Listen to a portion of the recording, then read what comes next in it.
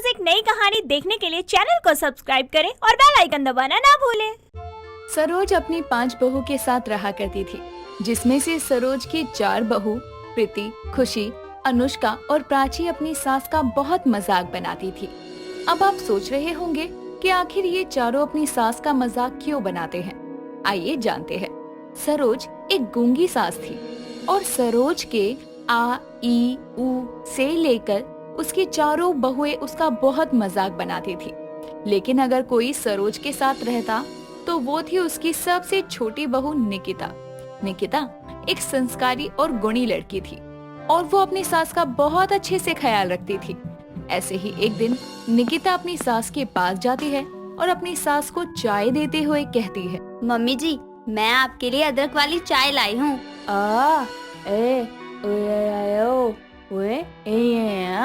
सरोज अपनी सास के इशारों को समझ ही रही थी कि तभी वहाँ पर सरोज की बाकी बहुएं आती हैं और सरोज का मजाक बनाते हुए कहती है, बहू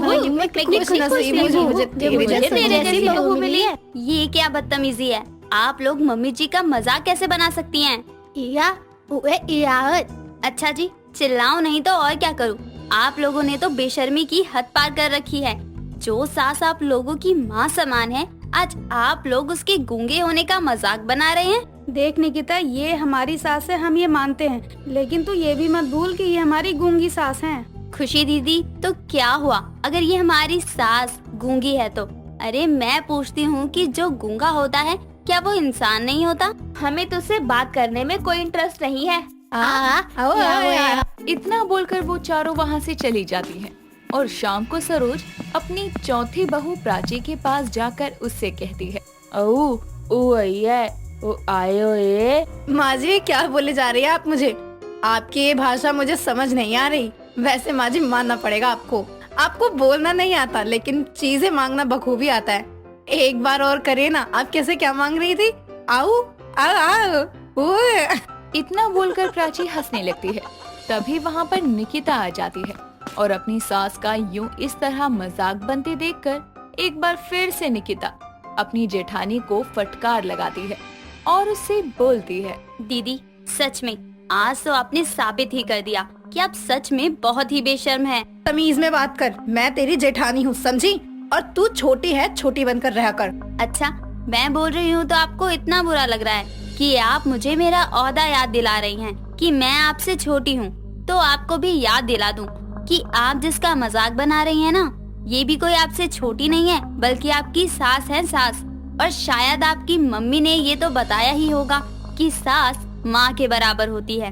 अरे आप पर लानत है, क्योंकि एक माँ आपसे खाना मांग रही है, लेकिन आप उनको खाना न देकर उनका मजाक बना रही हैं। निकिता की बात सुनकर अब प्राची को अपना मुंह बंद करने में ही भलाई नजर आती है, लेकिन सरोज को ये बहुत बुरा लगता है कि उसकी खुद की बहू ही उसको इज्जत नहीं देती और उसका मजाक बनाती है।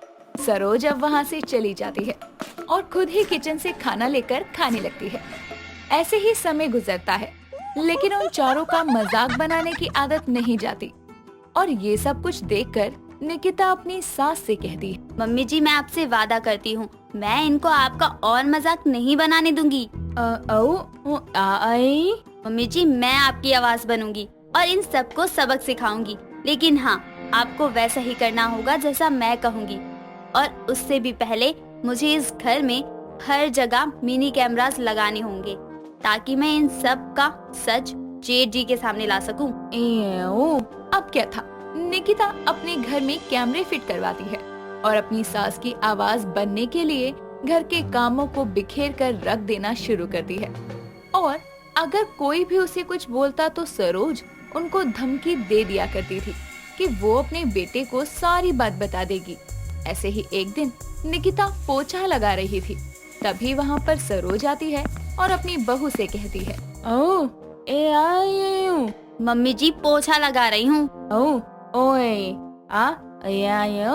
लेकिन कहाँ मम्मी जी? हाँ आया है। इतना बोलकर निकिता अपना काम छोड़कर अपनी सास के कमरे में जाती है।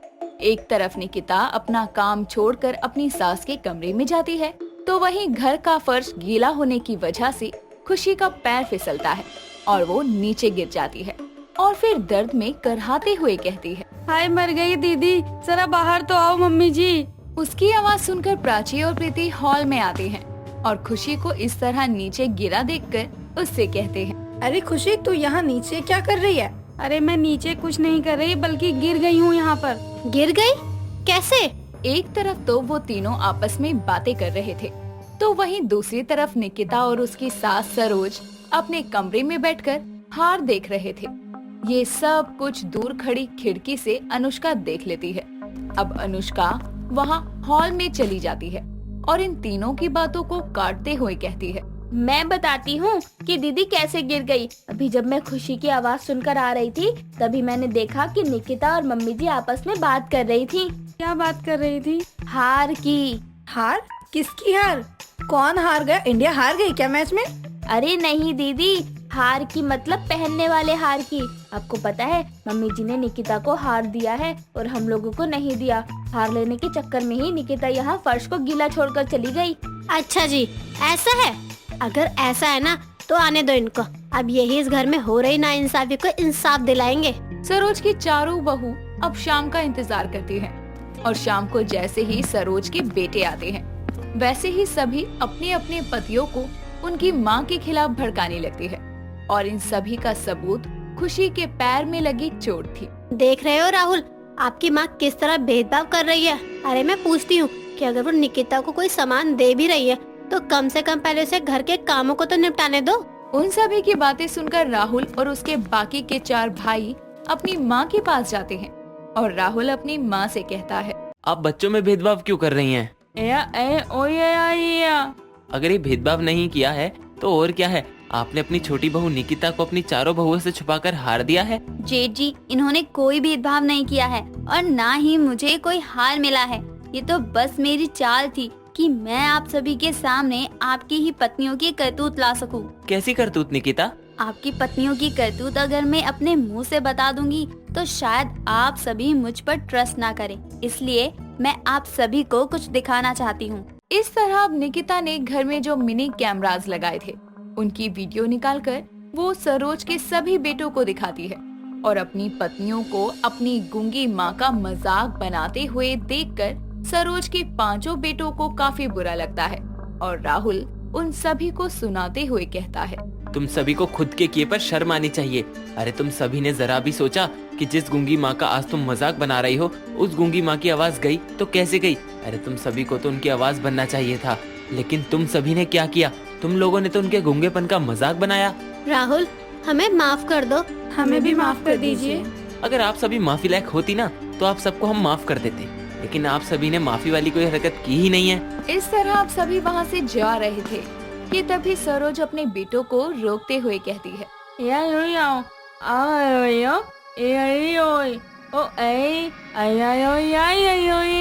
अपनी सास का इतना बड़ा दिल देखकर अब उनको खुद के किए पर पछतावा होता है और वो चारों अपनी सास से माफी मांगती हैं, जिसके बाद सरोज अपनी चारों बहुओं को माफ भी कर देती है और इस तरह से अब सभी एक साथ खुशी से रहती हैं। दोस्तों, अगर आपको ये कहानी पसंद आई तो इसे लाइक करें, शेयर करें और कमेंट करके बताएं कि कहानी में आपको सबसे अच्छा क्या लगा।